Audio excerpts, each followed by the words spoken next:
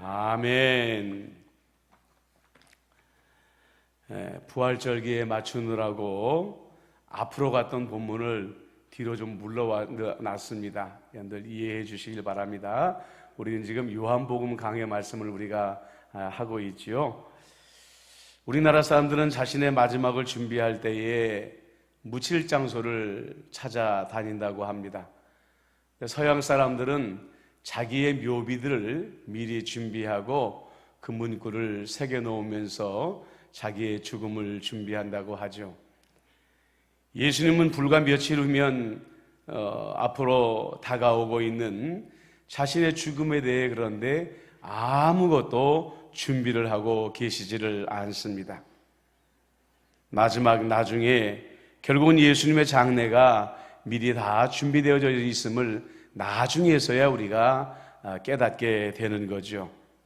그런데 예수님의 장례를 가장 먼저 준비한 사람이 바로 오늘 성경 말씀에 나오는 마리아였습니다. 이 마리아에게 있어서 나드 향유라는 것은 결혼할 때에 필수로 가지고 와야 되는 자기의 혼수용품이었습니다. 그런데 그것을 깨뜨려서 예수님 발 앞에 붓고 자기의 머리털로 예수님의 발을 닦았다는 것이죠. 우리는 지금까지 마리아가 드린 나드 향유 가치만을 주목을 했습니다.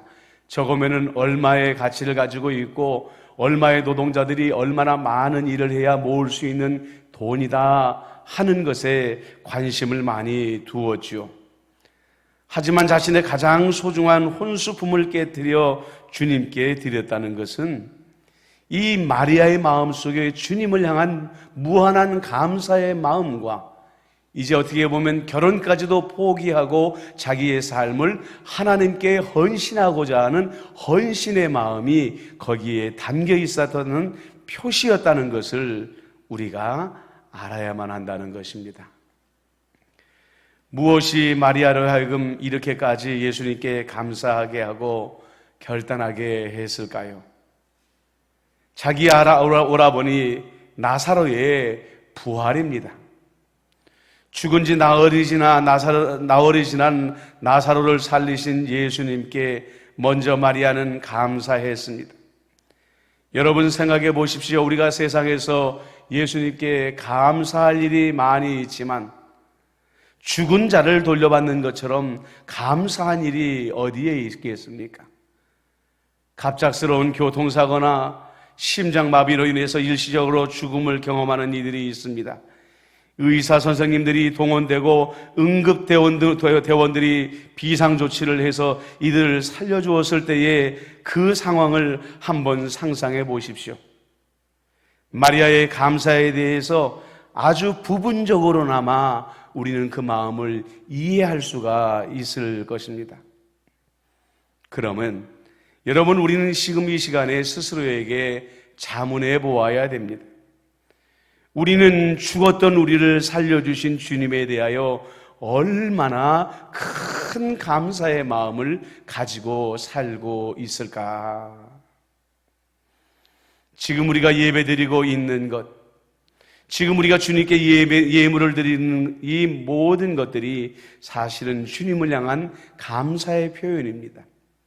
맞습니다. 우리의 마음에는 우리를 위해 죽으시고 우리를 위해 부활하신 예수님에 대한 감사의 마음을 가지고 살고 있는 것이 맞습니다.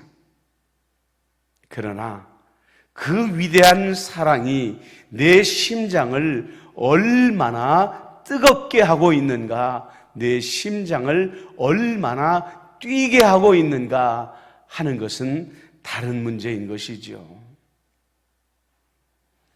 이번 주 수요기도회에 나누었던 이야기를 너무나도 많은 분들이 안 보셔서 여러분들과 다시 한번 좀 나누어 보려고 합니다. 위대한 신학자 중에 한 분인 제임스 패커라는 분이 있습니다. 이분이 하나님을 아는 지식이라는 책에서 이런 말을 남겼습니다. 하나님의 말씀과 교리에 관해서는 누구의 질문에도 답할 수 있는 사람들이 있다 하나님의 성경에 대한 66권에 대한 지식과 하나님의 모든 교리에 대하여 박사만큼 되어서 누가 물어봐도 대답할 수 있는 사람들이 있다는 거죠.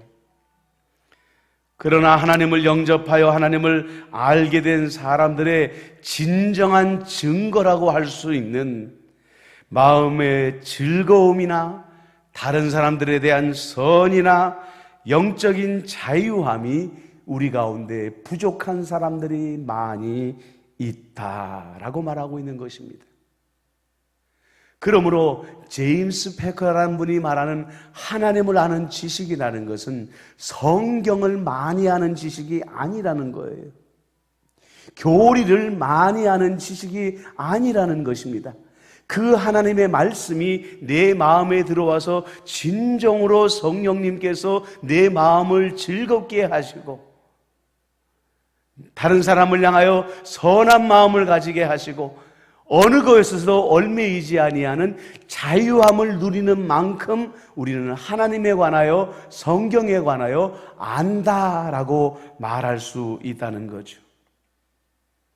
여러분, 바로 마리아의 마음속에 있는 감사의 마음이 그런 마음이었다는 것입니다.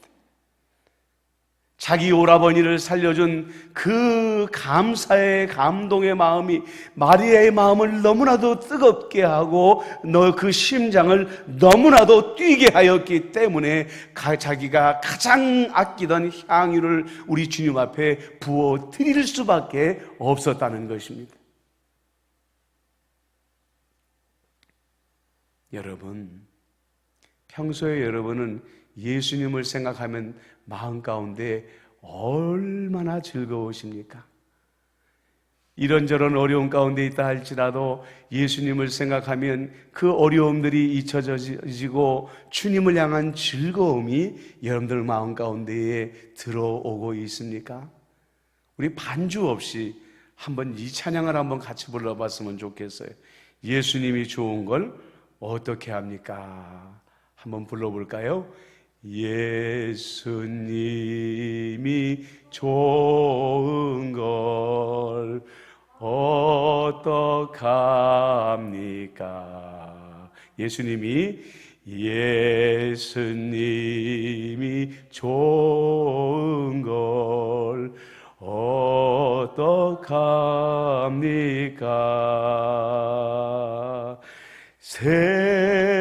세상에 어떤 것도 바꿀 수 없네. 예수님이 좋은 걸 어떡합니까? 그렇습니다, 여러분. 하나님을 아는 사람은 우리의 환경에 관계없이 예수님 때문에 그 마음에 즐거움이 있는 사람들이라는 거예요. 그런데 여러분 보십시오. 내 마음이 즐겁잖아요. 내 마음이 기쁘잖아요. 그러면 내 마음에 있는 이 즐거움과 기쁨이 제임스 패커 박사가 말한 것처럼 남들을 향하여 선한 마음으로 흘러가게 되어 있다는 것입니다. 남들을 사랑하게 되고요, 남들을 용서하게 되고요, 남들을 향한 원망의 마음을 내려놓게 되어 있다는 것입니다. 그 사랑이 너무나도 내 안에 넘쳐나기 때문에, 그 기쁨이 너무나도 넘쳐나기 때문에 남을 향하여 선의의 강물이 흘러가게 되는데, 그런데 놀랍게도 뭐냐면 그것이 내게 엄청난 보답에 대해서 돌아오는데, 그게 뭐냐면 영적인 자유함이 되어 내 안에 돌아오게 된다는 거예요. 무슨 말씀인지 아시겠어요? 예수를 믿었더니 내 마음에 기쁨이 넘칩니다. 내 마음에 기쁨이 넘쳐서 남을 보니까 남을 향하던 미움이 사라지게 되고 용서가 하게 되고 원망을 내려놓게 되는데, 미움을 내려놓고 용서하게 되고 원망을 내려놓으니까 그것이 내 안에 자유함으로 돌아오게 되더라는 거예요. 많은 사람들이 마음에 무거운 질문을 짊어지고 상담학자들을 찾습니다. 그런데 그 많은 사람들 가운데에서 내 인생이 고단합니다. 내 인생이 피곤합니다. 나는 행복하지 않습니다. 라고 말하는 많은 사람들의 이유가 뭐냐면 마음에 누군가를 용서하지 못하기 때문이라는 거예요. 마음의 원망을 잔뜩 짊어진 채로 살다가 보니까 그 마음의 원망과 미움과 그 증오가 그 영혼을 짓누름으로 말미암아 그 사람을 불행하게 만들더라는 거예요. 심리학자들이나 상담학자들이나 동일한 해결책을 줄 수밖에 없습니다. 내려놓으십시오. 잊으십시오. 용서하십시오. 그렇지 않으면 당신은 절대로 자유로워질 수 없습니다. 예수님이 이 땅에 오신 이유가 무엇이 있을까? 예수님이 오셔서 우리에게 주신 것이 무엇일까? 여러분, 사랑이 아닙니까? 그런데 그 사랑이 우리의 영혼을 즐겁게 하고 우리의 심장을 뛰게 하게 되면 저절로 용서하게 되고, 용서하게 되니까 영적인 자유함이 오므로 말미암아 진정으로 내가 행복한 사람이 되더라는 것이죠. 사랑하는 여러분, 저는 여러분들을 축복하기를 원합니다. 여러분 안에 하나님을 아는 진정한 지식으로 충만하시기를 축복합니다. 충만하시기를 축복합니다. 그리고 마리아가 나디 향유를 곁들여 예수님을 섬겼다는 것은, 다시 한번 말씀드리지만 이제 모든 것을 다 내려놓고 자신의 삶을 주님께 온전히 드렸다는 것을 뜻하는 것이라고 했습니다. 우리는 내 삶을 주님께 다 바친다 라고 생각하는 말에 대해서 솔직히 좀 거북하게 생각합니다. 주님께 헌신하십시오 라는 말을 듣는 것도 우리는 좀 부담스러워할 때가 많이 있죠. 바울이 말합니다. 로마서 14장 8절에 우리가 살아도 주를 위하여 살고 죽어도 주를 위하여 죽나니 그러므로 사나 죽으나 우리가 주님의 것이로다, 주의 것이로다, 이렇게 말씀하고 있는 것을 보게 됩니다. 이 말씀을 들으면 삶을 주님께 드리십시오, 헌신하십시오 에다가 이 말씀이 얹혀지면 내 마음이 더 무거워질 수가 있습니다. 그런데 여러분, 그것은 우리의 오해로부터 시작되어지는 근심, 쓸데없는 근심이라는 것이에요. 예수님을 섬긴다든지 예수님을 헌신한다든지 하는 것은 어떤 특별한 사람이 특별한 부르심을 받아서 마리아처럼 독신으로 주님께 자기의 삶을 바치거나 아니면은 내 전 재산을 들여 주님께 드린다거나 하는 대단한 헌신만을 말하는 것이 아닙니다. 진정한 헌신이라는 것은 내 삶의 방향을 완전히 주님께로 돌이키는 것이야말로 내 삶을 주님께 드리는 것이.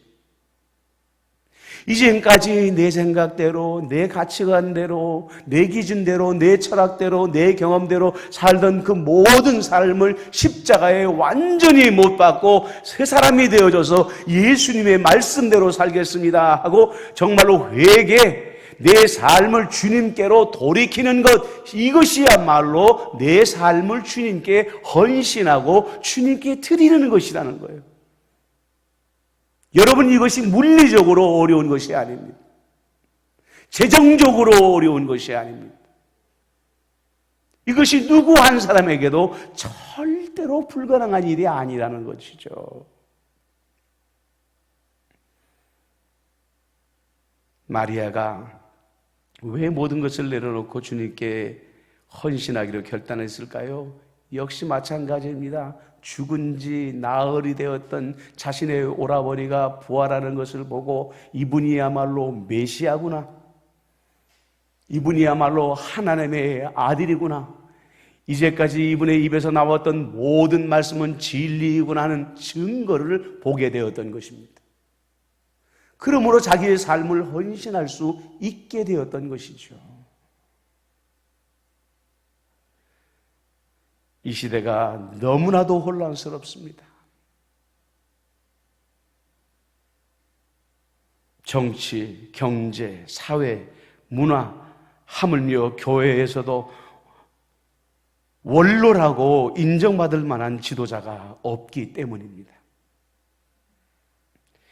예전에는 세상이 혼란스러울 때 존경받는 원로들이 계셔서 그분들의 한마디로 말미암아 요란하던 세상이 조용해지던 때가 있지 않았습니까?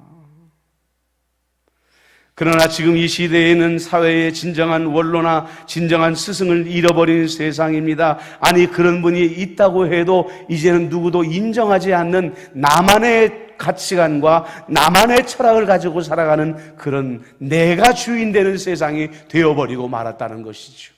그렇기 때문에 세상이 더욱 혼란스러워지고 더욱 어지러워질 수밖에 없게 되는 것이에요. 그런데 예수님은 분명히 말씀하셨습니다. 내가 곧 길이요, 진리요, 생명이다.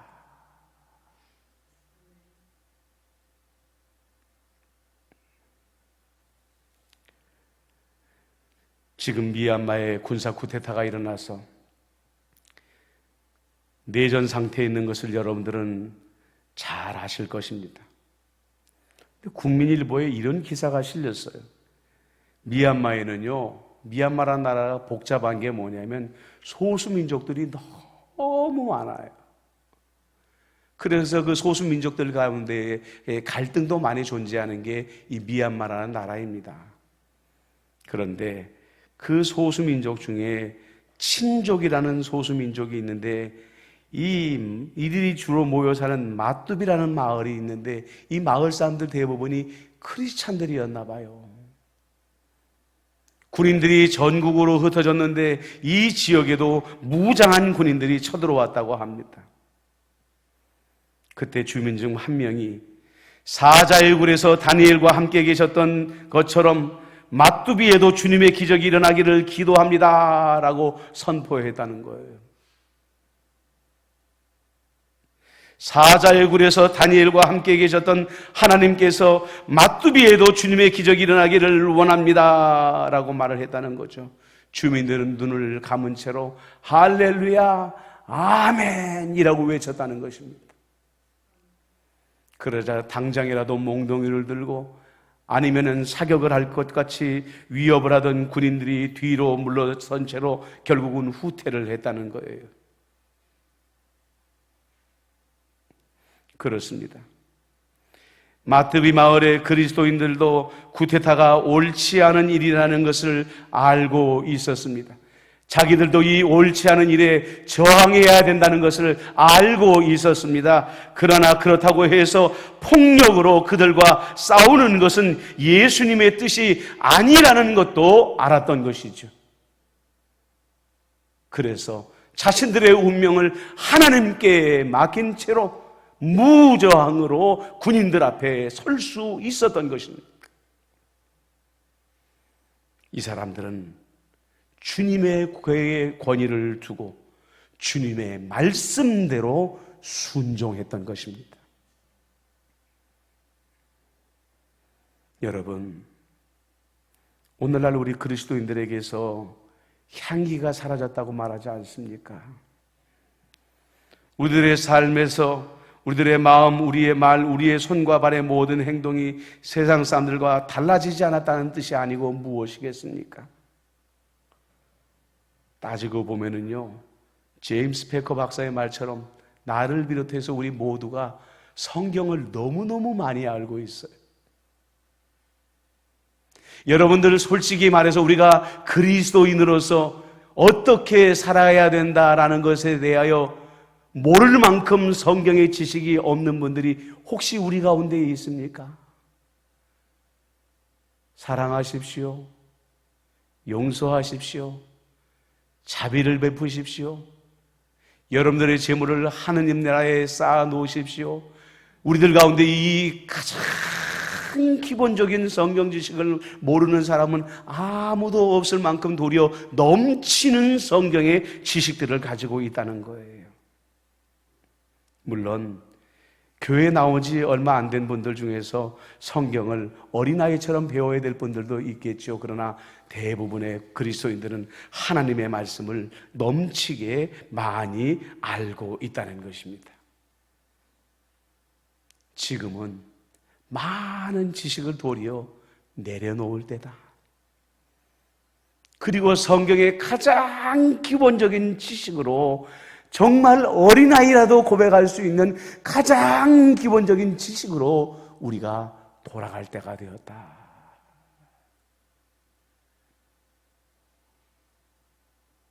그리고 그 말씀을 우리의 심장에 가져올 때가 되었다는 것이죠. 우리의 마음으로 그 가장 기본적이고 가장 단순한 하나님의 말씀을 우리의 심장으로 가져올 때가 되었다는 것입니다. 사실 생각해 보세요. 요즘에는 학교에서 바른 생활, 도덕 이런 것을 가르치는지 모르겠지만 우리가 초등학교 다닐 때 배운 바른 생활에서 이미 우리는 이 세상을 어떻게 살아가야 된다는 건 다 배웠습니다. 근데 어른이 되면서 그렇게 살아가지 못하고 있잖아요. 여러분들 성경 공부를 많이 못했기 때문에 우리에게 행함이 없습니다. 이것은 주님께 변명이 되어줄 수가 없습니다. 우리는 도리어 너무 많은 것들을 알고 있기 때문에 우리의 마음이 준비되지 못하고 우리의 입술이 준비되지 못하고 우리의 손과 발이 준비되지 못할 때가 굉장히 많다는 것이죠. 마리아가 예수님의 장례를 위해 나드 향유를 간직했던 것처럼 여러분 이제는 우리 성령님과 말씀을 우리 마음에 간직해서 우리의 영혼에서 나드 향유의 향 냄새가 뿜어져 나오기 시작해야 됩니다. 지금은 세상은 교회를 멸시합니다마는 지난번에도 말씀드리지만 역설적이게도 지금도 60몇 %나 되는 사람들이 교회를 가고 싶어 한다는 거예요. 한편으로는 교회를 모함하고 한편으로는 교회를 멸시하고 한편으로는 교회를 손가락질하면서도 왜 사람들은 교회를 가고 싶어 할까요? 그것은 하나님으로만 채울 수 있는 공간이 파스칼의 말대로 사람들의 마음속에 있기 때문에 그렇다는 거예요. 그 사람들이 어느 교회로 찾아올까요? 나드 향유의 아름다운 향기가 나는 교회로 찾아오게 될 것입니다. 하나님의 말씀이 내 마음에 내려와 있고 성령이 내 마음에 내려와 있어서 내 영혼 안에서 예수의 향기가 나드 향기처럼 뿜어져 나오는 그런 교회에 여러분들 교회를 찾는 성도들이 반드시 그 교회로 돌아오게 될 것입니다. 여러분, 이 코로나의 시기는 영원하지 않습니다. 반드시 지나갑니다. 그때까지 우리 임마누엘 교회가 하나님의 말씀을 심장에 품음으로 말미암아 그리스도의 아름다운 향기를 내는 교회가 되어져서 수많은 성도들이 저 문을 열고 그 향기를 맡고 임마누엘 교회로 들어오게 되기를 주님의 이름으로 축복합니다. 주님의 이름으로 축복합니다. 기도하겠습니다. 사랑은혜가 많으신 아버지 하나님, 나사로의 부활을 보면서 마리아는 감사를 느꼈고 하나님을 향한 진정한 헌신을 결단하였다고 하였습니다. 우리 안에 예수님을 믿는 진정한 지식이 있습니까? 즐거움이 있습니까? 남을 향한 선한 마음이 있습니까? 그로 말미암아 나는 자유의 삶을 살고 있습니까? 아버지, 나의 삶은 그리스도를 향하여 온전히 돌아선 삶을 살고 있습니까? 지금은 교회가 비난받는 시대이지만 이제 교회를 찾는 시대가 곧 올 것이라고 했습니다. 그리스도의 아름다운 향기를 내는 교회를 찾는 시대가 금방 올 것인데 우리 임마누엘 교회가 준비가 되어짐으로 말미암아 생명을 찾아 헤매이는 그 영혼들을 품어낼 수 있는 살아있는 임마누엘 교회가 되게 하여 주옵소서. 예수님의 이름으로 기도드리옵나이다. 아멘.